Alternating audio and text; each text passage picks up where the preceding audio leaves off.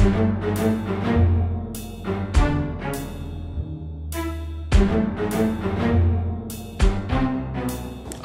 going to kind of tangentially address the questions. Maybe I'll just get that out of the way straight away. How about that? Are we being watched yet? No question about that. Should we be afraid? Well, look, yes and no. You could be a little bit afraid, but do it anyway. Keep organising, keep doing stuff, and don't be too afraid. And how real is our democracy? These are odd questions, aren't they? It's real enough that we can do this work and have unpopular opinions in here and say all sorts of mean things about the government, and there won't be white vans waiting outside.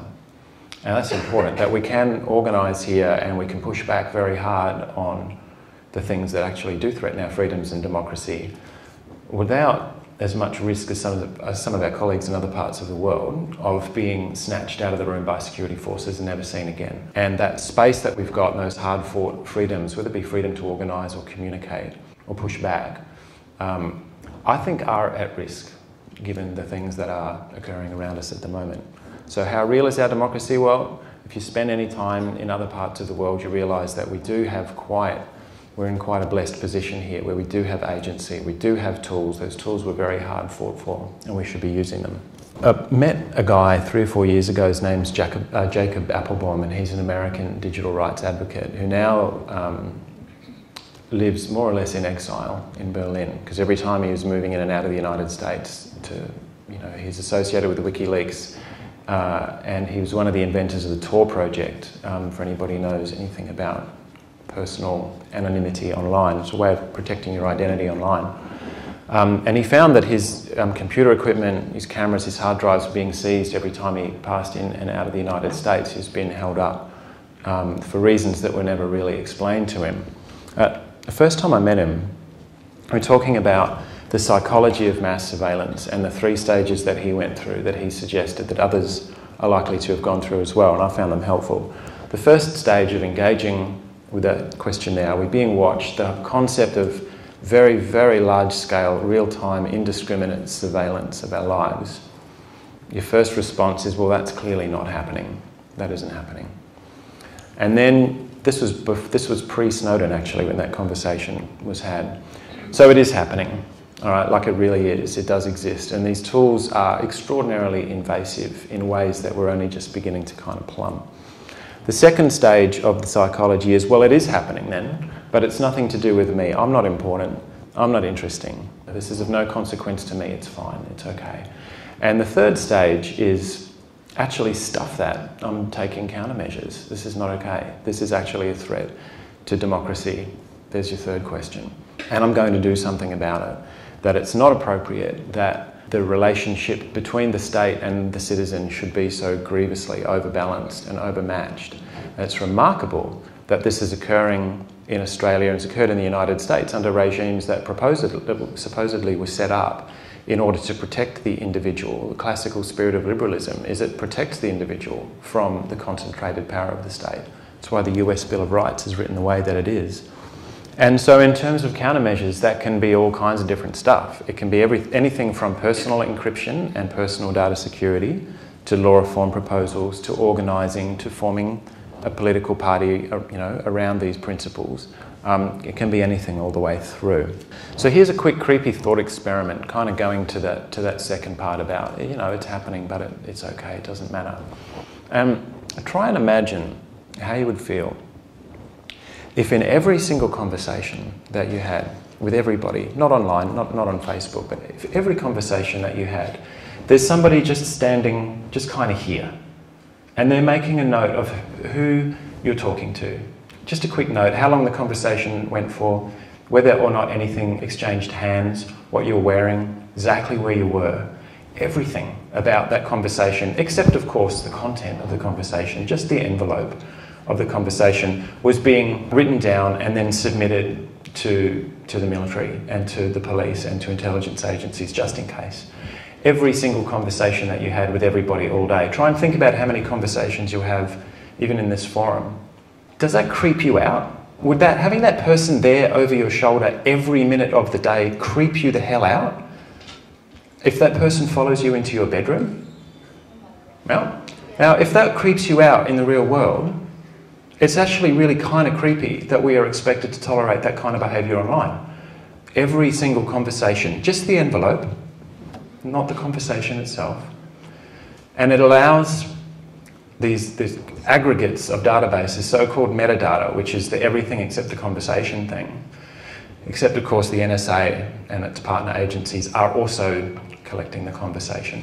But when you aggregate that material up, as a few people have done, and then throw it out on a map, you can effectively make a map of somebody's entire life. It's like somebody standing just here over your shoulder, recording everything that you do.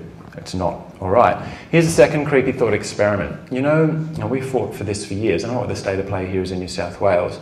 For things called shield laws. There's a gentleman in the room who I won't point out who knows a little bit about whistleblowing, public interest whistleblowing, telling the truth because it matters for the public interest, public safety, talking to journalists, passing documents over, taking personal risks and taking career risks. And the reason that we have shield laws is so that the journalist who then puts that stuff on TV or in the paper can't then be pulled into court and forced to disclose the identity of the public interest whistleblower. It makes the whistleblower's life hell, and it makes the journalist's job impossible, and it helps make democracy a little bit more real, having shield laws. It's why they exist. But if you, on a warrantless basis, can just hack that journalist's phone, find out exactly where they were, who they were talking to, when the two phones might have been in the same park or the same bar at the same time, you've completely circumvented shield laws. They're completely irrelevant. They might as well not be on the statute books. And you have fundamentally eroded democracy and the ability of journalists to do their work and protect their sources. And that's one of the impacts, I guess, of having this indiscriminate warrantless surveillance being able to take place with only really rudimentary paperwork. So no warrant, no judicial oversight. You just file a piece of paper in a post box and then say, hey Telstra, where was that journalist at that particular time? And that's what's happening. So there's two creepy thought experiments. Now, if we thought it was difficult to push back and do this work and contest these kind of behaviours before, it's going to be all that more difficult to do it with the sound of helicopters hanging in the air and the rising sense of tension. So when I got up this morning, there were 3 helicopters hanging overhead, and I just thought, oh, shit, now what? Turns out it's a marathon. But you know what? That wasn't the first thing that popped into my head. You know, this is a city that is a bit edgy at the moment, and it has reason to be edgy, but also you have the front page of the paper screaming at you, demanding that you be edgy, and then there are helicopters hanging up there. The general agenda that appears to be imposed upon us at the moment, which is something that the cypherpunks basically discovered and identified 20 years ago, the agenda is maximum transparency for all of us, as though we're just living inside this digital X-ray, and a complete withdrawal of transparency, actually complete opacity of the operations, the internal workings of government, the national security state. It's like they withdraw behind one-way glass and observe us, which is fine as long as we can trust them and that there's no such thing as corruption and that it's all for our safety. How's that working out in New South Wales? You're about to see some pretty awful things happen in Parliament. I know they're happening here in Sydney as well, but in federal Parliament, under that heightened sense of fear and apprehension, Parliament doesn't work as well as it's meant to. You don't really get a functional opposition. They are just already kind of declared it. Haven't seen the bill, we'll vote for it. Just present it. We are as one. We're a unity ticket. We want everyone to stay safe. Kind of applaud the instinct around national unity, because that's important if your country is under existential threat, except it kind of isn't. It's not under I mean, maybe in terms of the staring into space, wondering at the meaninglessness of existence, if that's what Brandis meant. I mean, he does have that impression on me, but more, does this stuff threaten our existence as a country? No, it doesn't. It doesn't. It does fundamentally threaten our rights, though, and that is actually pretty scary. So 2 things. What we do and how we choose to respond at a time like this is tremendously important, because this is when a significant attack on those rights and an attempt to further overbalance things will be underway, and how we conduct ourselves is tremendously important. How we resist that, how we run the argument in a way that acknowledges that people are scared for good reason, because some of this stuff is scary. And acknowledging that and just being right there. It's like, yep, the idea of a military response to the horror in the Middle East, I kind of get it. You know, people wanting to come back and respond that way because of that evident horror. So how we conduct ourselves in that debate and run the counter-argument is tremendously important. Things like data retention, for example, are still winnable. I know for a fact that it's still being fought and contested inside the government and inside the opposition. We don't necessarily need to submit to mandatory data retention for every man, woman and child and dog and cat in the country. That is a fight that we can have. But the ASIO bill, that's going through. We will offer commentary, we will critique, we will put amendments up, and some of them maybe we might win, but that the government and the opposition are as one, which means they have the numbers there.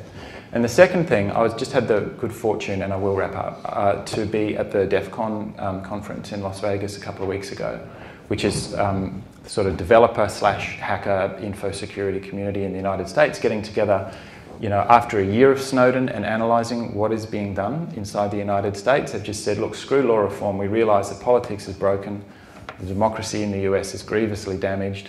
We will just develop a black phone that leaves no metadata. We will design serverless instant messaging systems. We will design dark mail that you can subpoena all the telco records you want. This stuff doesn't leave records. So the technology itself will continue to lead politics and will continue to lead the law by a period of years. So at least then, maybe Brendan can talk a little bit more on this, at least the developer community is awake to this stuff.